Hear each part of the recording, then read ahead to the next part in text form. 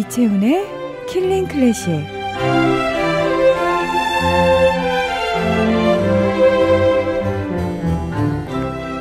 예, 안녕하세요. 안녕하세요. 예, 네, 드라마 내일도 칸타빌레에서 피아노 학과의 설레일 연습하는 장면은 하나도 안 나오고 가끔 연주하는 장면이 나오는데 연습을 하나도 안 하면서 어쩜 그렇게 연주를 잘하나? 아이, 드라마니까 그렇죠. 예, 뭐 처음에 그 모차르트 2데이 피아노를 위한 소나타도 네. 뭐 처음에 엉터리 치더니 그 다음에 두 번째니까 세계 최고. 그 다음에 또 그 에로이카 교향곡 S 네. 오케스트라가 연주를 형편없이 했는데 그걸 설레일이 피아노를 피아노로. 치니까 기가 막히게 잘 쳐요. 가끔은요, 우리 삶도 드라마처럼 그렇게 점프가 가능했으면 좋겠다는 생각 들 때 있어요. 그렇죠. 아주 요술 PD가 있는 것처럼. 예, 그래서 프란츠 슈트레제만이라는 그 괴짜 거장이 처음부터 설레일을 그렇게 굉장히 좋아해요. 좋아하는데 얼핏 보면 좀 바보 같지만 이렇게 뛰어난 재능이 있다는 걸 그 거장이 꿰뚫어 본 게 아닌가. 천재가 천재를 알아본 건가요? 아마 그런 뜻인 것 같아요. 아마 네. 이제 드라마에서 차차 드러나겠죠. 근데 설레일이 트라우마가 있어요. 어릴 적에 강제로 막 때리면서 피아노를 가르치는 선생한테 배웠거든요. 그래서 누군가가 저 음악을 이렇게 자유롭게 자기가 하고 싶을 때 마음에서 우러나와서 해야만 잘하지 누가 강제로 시켜서 하게 되면 그걸 못하는 그런 성격이더라고요. 근데 왜 우리나라 교육 자체가 소위 말해서 그런 스파르타식 교육식이잖아요. 예. 그래서 굉장히 잘된 피아니스트들 중에는 뭐 그런 식으로 교육을 엄하게 받은 사람들이 꽤 있죠. 지금 세계 정상의 인기를 누리고 있는 중국의 피아니스트 랑랑도 아버지가 엄청나게 심하게 시켰죠. 그래서 잘 못하니까 너 나가 죽어라까지 애한테 그런 식으로까지. 베토벤의 아버지도 그랬다고 하지 않으셨나요? 예, 베토벤도 그랬고요. 근데 네. 랑랑이나 베토벤처럼 그런 아주 강압적이고 엄청난 그런 훈련 그걸 이겨내면서 이제 바로 성장하는 사람이 많지가 않은 거죠. 보통 이거는 부작용이 나기 쉽고 그 좋아할 수도 있는 음악을 오히려 뭐 싫어하고 저주하게 되고 그럴 위험이 크죠. 그렇죠, 사실은요. 예, 예. 예. 설레일도 드라마에서 이제 그런 좀 고통스럽게 음악을 배운 그런 많은 사람들을 대표하는 뭐 그런 성격인 것 같은데 그걸 보면 참 이제 마음이 아프죠. 참 자유롭게 음악을 사랑하면 좋을 텐데. 그래서 상당히 공감이 되는 설정인 것 같아요. 우리나라 현실이 그렇기 때문에. 그래서 우리나라가 특히 다른 나라보다 심한 게 보통 10대 초반 한 15살 이하에서 프란스 리스트 곡을 치기가 어렵거든요. 엄청난 기교를 요구하는 거서. 그렇죠. 문피디님 잘 아시죠? 네, 리스트 곡은. 예. 네. 유럽에서 무슨 콩쿠르를 하면 그 어려운 리스트 곡을 치는 애들은 한국 학생들밖에 없다. 유럽 애들은 못 친다. 그런데 이제 대학 가면 이제 유럽 애들은 잘 치는데 우리나라 애들은 음악을 별로 안 좋아하고 무슨 팝스타 오면 그 구경 가고 뭐 그런 그 기현상이 생기게 되는데 아무튼 좀 건강하지 못한 것 같아요. 우리 음악 문화가.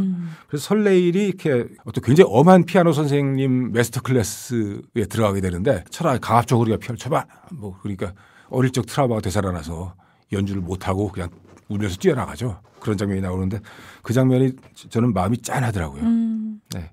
그래서 설레일이 좌절할 때마다 나오는 음악이 있어요. 슈만의 어린이 정경 중에서 7번째 곡 트로이 메라이 꿈입니다. 설레일이 좌절할 때마다 꿈과 희망을 잃지 말라는 그런 뜻으로 선곡을 한 것 같아요. 슈만의 트로이 메라이, 피아노는 도날드 베츠 연주입니다.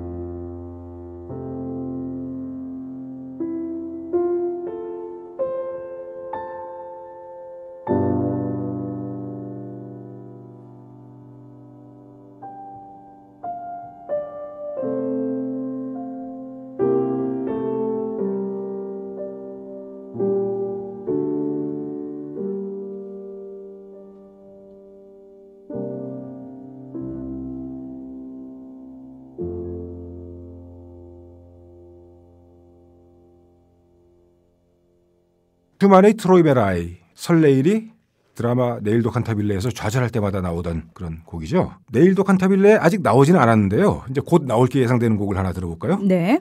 차유진이 원래 피아노과 학생이죠. 네. 그래서 차유진이 피아노 독주를 하게 되고 프란츠 슈트레제만 선생이 이제 지휘를 해서 이제 협연을 하게 되는데요. 레포토리가 이미 발표가 됐습니다. 그리그의 피아노 협주곡 A단조. 이 피아노 협주곡은 뭐 슈만의 피아노 협주곡 A단조와 마찬가지로 같은 A단조로 되어 있는데 두 곡이 공통점이 다 작곡자의 모든 사랑과 열정을 다 담은 그런 곡이죠. 우리는 휙 듣고 흘려버리기 쉬운데 우리가 명곡이라고 부르는 이 곡 하나에는 정말 많은 사랑과 사연이 들어있습니다. 그리그 피아노 협주곡 A단조 1악장만 좀 들어보시겠습니다.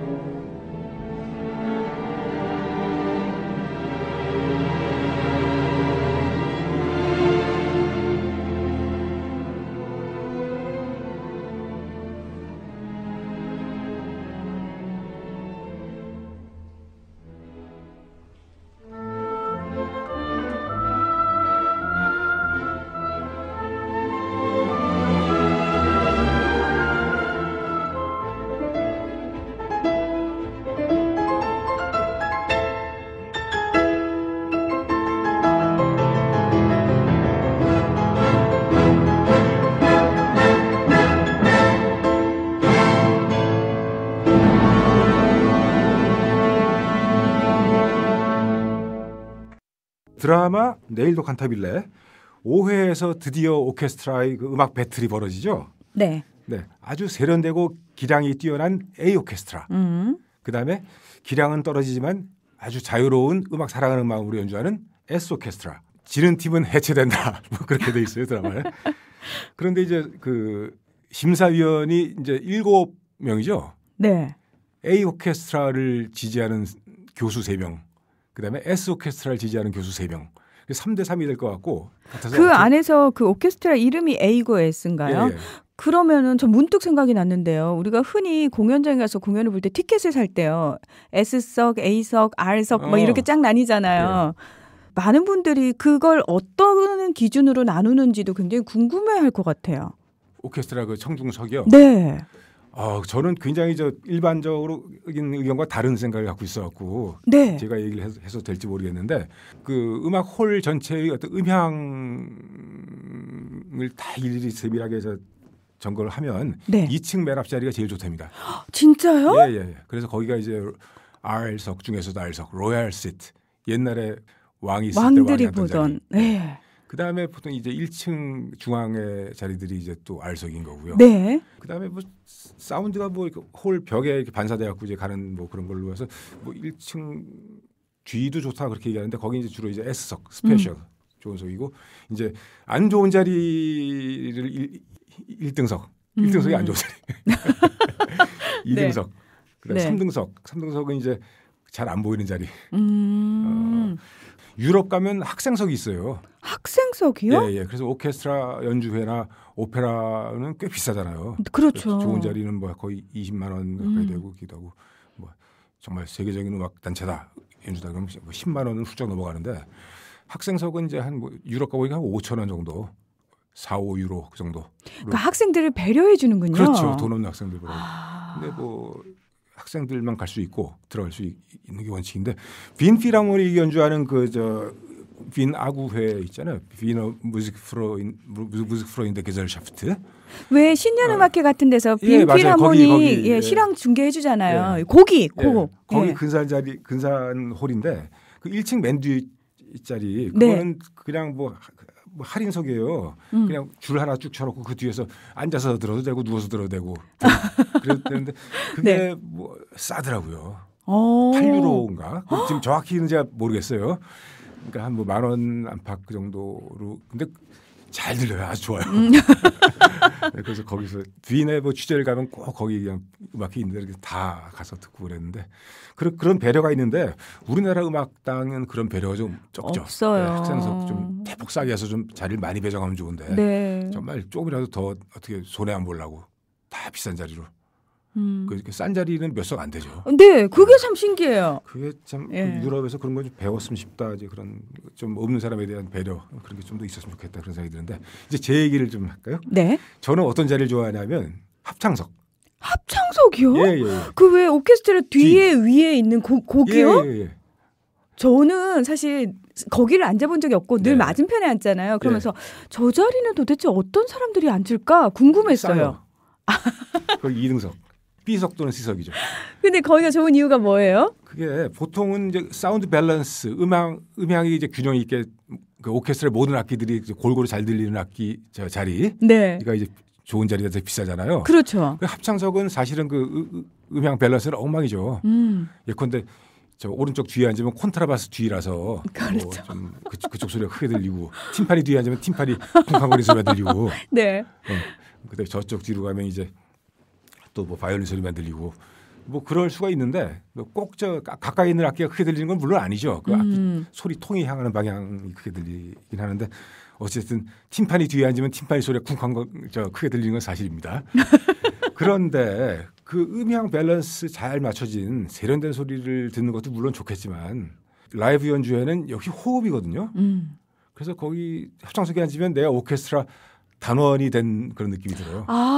예, 지휘자 표정이나 지휘자의 느낌도 바로 공유가 되고. 저희는 뒷대밖에 못 보는 그 지휘자의 표정을 보시는 거죠. 예, 그렇죠. 그리고 오케스트라 단원들과 같은 편에 같이 앉아서 함께 호흡하는 재미가 아주 쏠쏠하거든요. 이제 저희가 또 새로운 팁을 하나 얻었어요. 예. 그래서 연주회는 뭐 일방적으로 연주를 듣는 그런 자리가 아니고 연주하는 분과 듣는 분이 같이 호흡을 느끼면서 한 마음이 되는 게 이제 제일 큰 묘미잖아요. 네. 그런 의미에서 보면 합창석이 비록 싸지만 손색이 없다. 오히려 더 좋다. 제 개인적인 생각으로는 가격 대비 성능이 최고다. 알겠습니다. 명심하겠습니다. 네네. 네, 오케스트라 대결을 벌이는 이름이 A와 S. 이미 그 이름에서 판가름이 어느 정도 난 거 아닌가요? 의도적으로. A는 아무튼 A 학점 학생들인 거고 S는 뭐 특별히 만들었다 해서 스페셜 악단이고 뭐 그렇게 돼 있는데 드라마 중에서도 두 악단의 성격이 잠깐 규정이 되죠. S는 자유로운 음악 사랑으로 연주한다. 그다음에 A는 아주 세련된 뛰어난 기량으로 연주한다. 그러니까 말 그대로 정석에 딱 맞춰진 학생들, 엘리트 학생들. 그렇습니다. 엘리트면 E여야 되는데. 그러게요. 예. 그 심사위원이 7인데 이제 교수가 3명씩 이제 갈라져 있잖아요. 그러면 동점이 될 가능성이 높아서 그럼 7번째 심사위원은 누구냐? 청중들. 그렇게 해서 7명으로 가린다 그랬는데 궁금하죠. 결국은 캐스팅 보트 청중들 투표로 결정될 거라고 예상을 하게 되는데 네. 실제 드라마가 이런 우리 저 같은 관객의 예상 그걸 깨더라고요. 그래서 참신했어요. 너무 뻔한 결말로 가면은 어떻게 됐을 것 같아요? 당연히 뭐 S를 지지할 것 같은 교수님이 파토를 냈겠죠. 예, 거의 맞췄어요. 네. 예, 3대3 동점이 돼요. 네. 왜냐하면 A 지지 3명의 교수는 예상대로 A를 지지했고 그다음에 S를 지지할 걸로 예상된 사람 중에 2명이 투표를 하고 그다음에 청중들이 S를 지지했어요. 그래서 3대3인데 교수 중에 1명이 투표를 안 했어요. 누구게요? 괴짜 교수님일 것 같은데요. 맞아요. 역시 문피디님이 영특하셔. 드라마가 점점 재밌는데요. 네, 재밌어요. 그래서 3대3 동점이 됐어요. 그 괴짜 슈트레즈만 선생이 투표를 안 했어요. 그러니까 아마 투표를 안 한 이유는 음악에는 이런 자유로운 영혼, 음악 사랑하는 마음이 물론 이제 더 중요하겠지만 이 세련된 테크닉 뭐 그 또한 필요하다. 뭐 그걸 슈트레즈만 선생이 얘기한 게 아닐까? 어느 한쪽 편을 들어주기보다는 그렇게 추측을 해보는데요.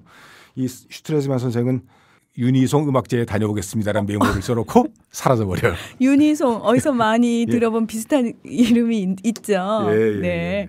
중반으로 가면서 드라마가 재미를 더하고 있는데요. 오케스트라 배틀에서 S 오케스트라가 연주한 곡이 베토벤이 3번 에로이카였죠. 그 힘들어하던. 그 지난번에 이제 1악장 알레그로 콘 브리오 생기 있고 빛나게를 들으셨는데 오늘은 4악장을 좀 들어보실까요?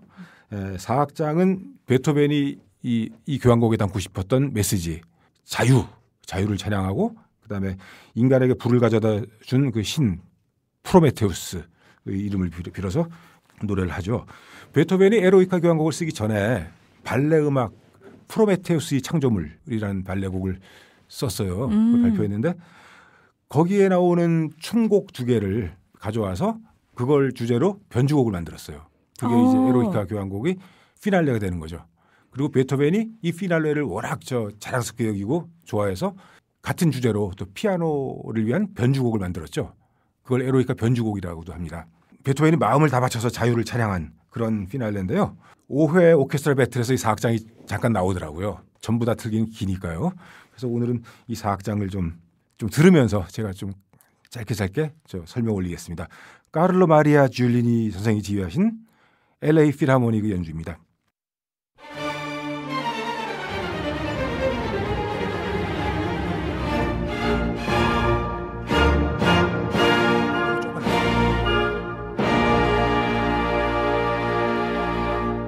네, 어마어마한 빵빠레로 시작했어요 지금. 그리고 프로메테우스의 주제가 나오고 있습니다. 피치카토로.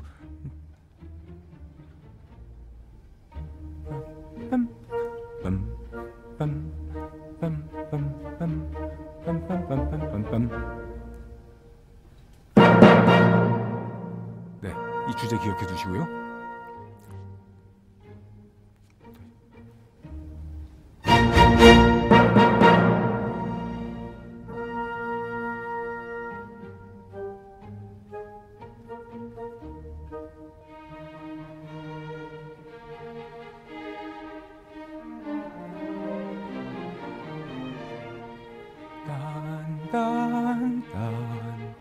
네, 주제 기억 이제 하실 수 있죠? 간단하죠? 이게 프로메테우스의 주제입니다.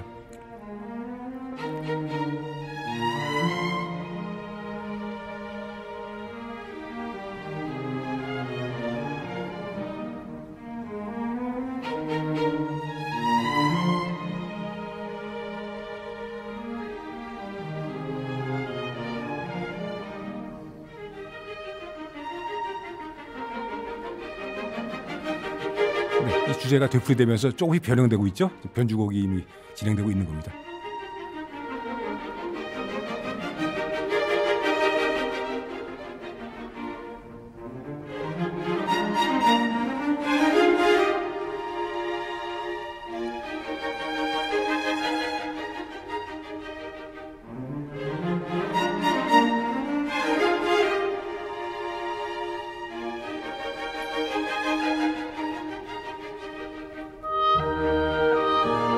네, 또 다른 주제가 나오고 있죠. 이것도 프로메테우스 창조물에 나오는 주제예요. 두 번째 주제. 네, 아까 들으신 주제와 이 주제가 이제 계속 발전하면서 섞여 계속 들어보세요.